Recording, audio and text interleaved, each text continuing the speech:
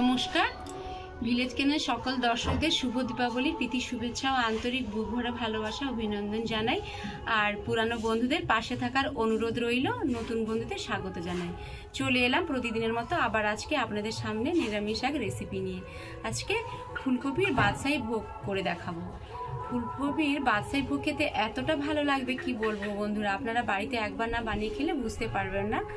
প্রথম থেকে শেষ পর্যন্ত আমার পাশে থাকুন, আমি কিভাবে রান্নাটা করছি আপনারা দেখলে বাড়িতে সেইভাবে রান্না করে খেতে পারবেন। রান্না করে চলে এসেছি, উপকরণগুলো দেখিয়ে দিই।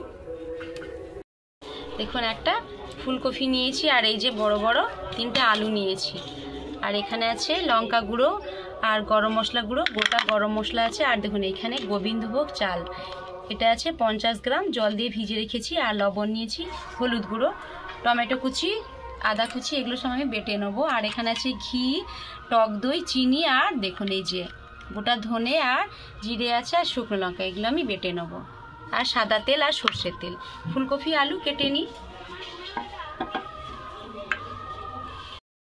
ফুলকপি কেটে নিচ্ছি। দেখুন ফুলকপি কেটে নিয়েছি। ফুলকপির সাইজগুলো দেখুন এইভাবে বড় বড় থাকবে। দেখুন ফুলকপির মধ্যে লবণ আর হলুদ গুঁড়ো দিচ্ছি, কারণ ফুলকপির ভেতর যদি অনেক সময় সবুজ সবুজ পোকা থাকে আমরা দেখতে পাই না, তো এইভাবে লবণ আর হলুদ জল দিয়ে একটু সময়ের জন্য ভিজিয়ে রাখি, ভেতরে যদি কিছু থাকে এটা বেরিয়ে আসবে। বন্ধুরা দেখুন এই যে আলুর সাইজ এইভাবে থাকবে।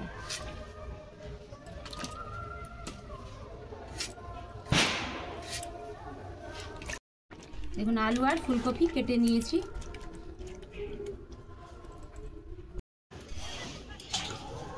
আদা বেটে নেব,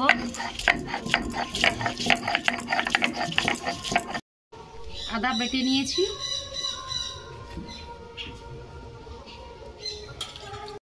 দেখুন এই যে গোটা ধনে, শুকনো লঙ্কা আর জিরে বেটে নেব।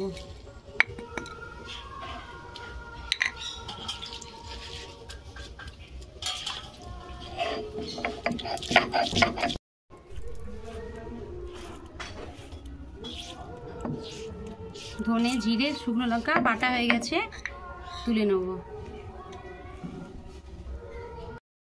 উনুনে কড়া বসিয়ে দিয়েছি, এবার কড়ায় সাদা তেল দিয়ে দিচ্ছি, আলু আর ফুলকপি ভাজবো।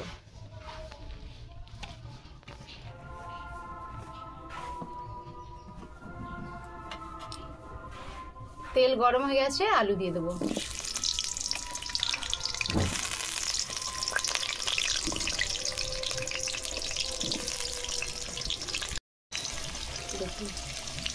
লবণ দিয়ে দেব, হলুদ গুঁড়ো,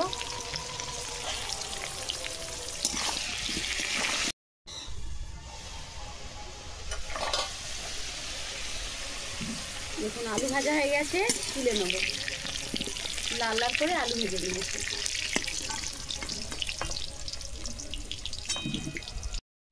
আলু ভাজার তেলে ফুলকপি ভেজে নেব।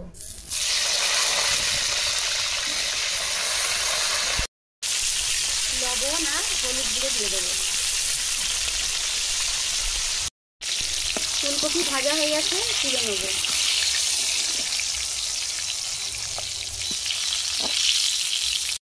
ফুলকপি আলু ভেজে নিয়েছি, অনেকটা তেল আছে, আর তেল দিয়ে দিচ্ছি। এখানে কিন্তু সর্ষের তেল দিচ্ছি। গোটা গরম মশলা দেখুন কতগুলো এলাচ থেতো করে নিয়েছি, লবঙ্গ আছে, আর দারুচিনি আর তেজপাতা।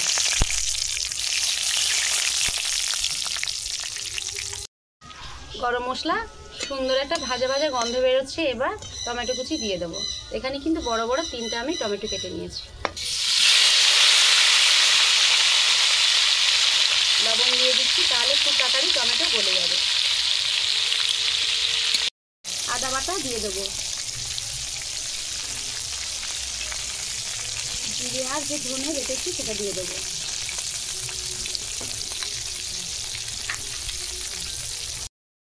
লঙ্কা গুঁড়ো দিয়ে দিচ্ছি, হলুদ গুঁড়ো,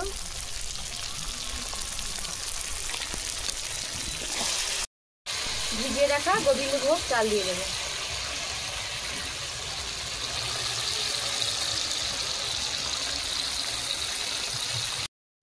খুব সামান্য চিনি দিচ্ছি। ফুলকপির বাদশাই ভোগে একটু মিষ্টি মিষ্টি স্বাদ হলে ভালো লাগবে খেতে। দেখুন টক দই একটু জল নিয়েছি, ভালো করে ফেটিয়ে নিই। টক দই দিয়ে দেবো। এখানে 2 চামচ টক দই আমি নিয়েছি। মশলা কষানো হয়ে গেছে, মশলা থেকে তেল ছাড়তে শুরু করেছে। ভেজে রাখা আলু আর ফুলকপি দিয়ে দেবো।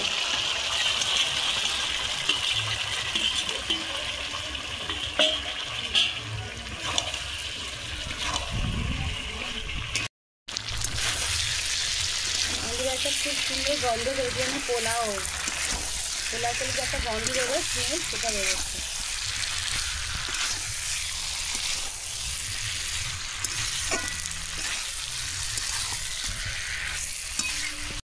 আলু, ফুলকপি আর গোবিন্দভোগ যে চাল দিয়েছি কষানো হয়ে গেছে। এবার জল দেবো। খুব বেশি কিন্তু আমি জল দেবো না, আগে থেকে ফুলকপি আর আলু সেদ্ধ হয়ে গেছে।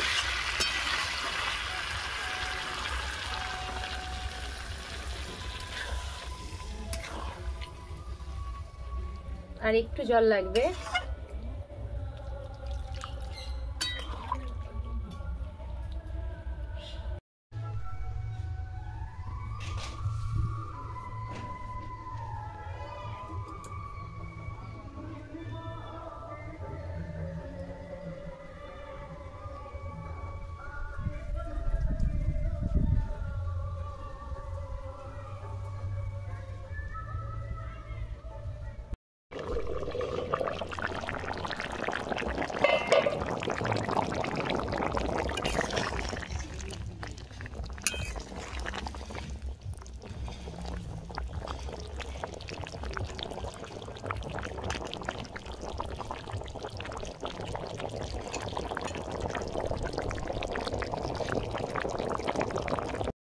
বন্ধুরা দেখুন, এই যে ফুলকপি আলু আর গোবিন্দভোগ চাল দিয়ে ফুলকপি বাদশাই ভোগ হয়ে গেছে। আর চালগুলো দেখুন কত সুন্দর হয়ে গেছে, সেদ্ধ হয়ে গেছে।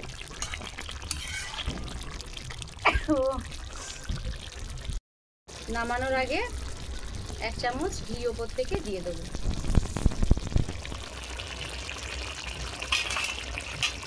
গরম মশলা গুঁড়ো ওপর থেকে ছড়িয়ে দেবো।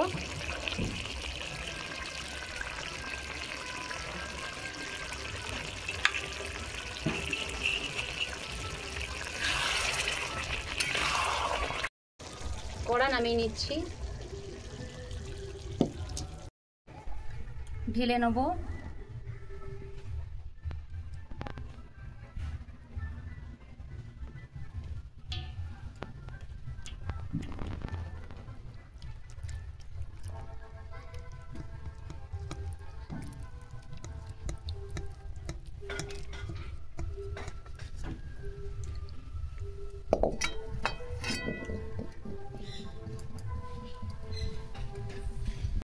বন্ধুরা দেখুন, এই যে ফুলকপি আর আলু গোবিন্দভোগ চাল দিয়ে ফুলকপির বাদশাহী ভোগ দেখতে যেমন সুন্দর আর খেতে তো অসাধারণ লাগবে। আপনারা তো ফুলকপি দিয়ে অনেক রকম রান্না করে খেয়েছেন। ফুলকপি দিয়ে আমি যেইভাবে রান্না করেছি একবার রান্না করে খাবেন। এটা কিন্তু আমি পুরো নিরামিষ করেছি, আপনারা চাইলে পেঁয়াজ রসুন দিতে পারেন, কিন্তু নিরামিষ করলে খুব ভালো লাগবে খেতে। আর ভিডিওটা এখানে শেষ করছি। এর থেকে আরও ভালো ভালো রান্না আপনাদের আমি করে দেখানোর চেষ্টা করব। ভিডিও যদি ভালো লেগে থাকে লাইক কমেন্ট সাবস্ক্রাইব করবেন, পাশে বেল আইকন আছে প্রেস করবেন। আমি যা যা সর্বপ্রথম রান্না করব আপনাদের কাছে পৌঁছে যাবে। সবাই ভালো থাকবেন, সুস্থ থাকবেন। পরে ভিডিওতে দেখা হচ্ছে। নমস্কার। বাড়ির পাশে পুজো হচ্ছে, প্রচুর জোরে কিন্তু মাইক শোনা যাচ্ছে।